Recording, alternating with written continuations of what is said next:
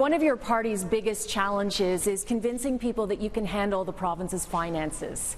And yet, over the weekend, it was revealed a $1.4 billion mistake in your platform. How can anybody believe that you can actually handle the finances? What will this do to you balancing the budget? When will you balance the budget, and how?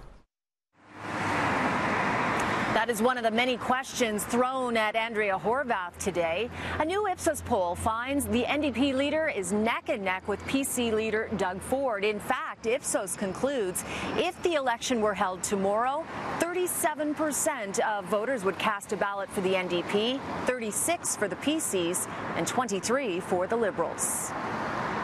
Very good. Okay, thanks again. This is the third time Horwath has run as a provincial leader and the closest she has come to a potential win. But that means she's now under greater scrutiny than ever before. Watch how she answers questions about weekend revelations her party made a $1.4 billion math mistake on its platform.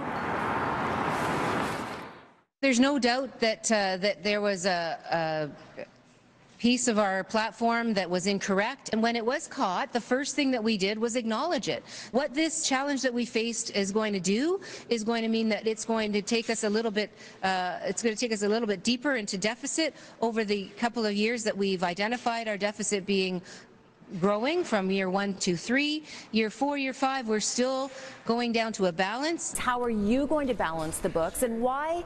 You know, I've never seen a mistake in a platform like this before. How can people trust you?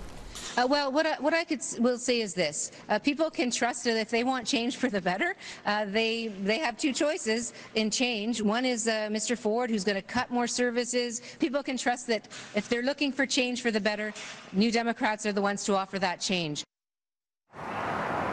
Now, Horwath was also asked about one of her NDP candidates who won't wear a poppy on Remembrance Day, as well as what kind of climate that she would create for small business. Now, she's also under greater attack from Doug Ford and Kathleen Wynne. Doug Ford, for example, repeatedly referring to the NDP as radical. Ontario workers and their families will be stuck paying for the radical NDP agenda.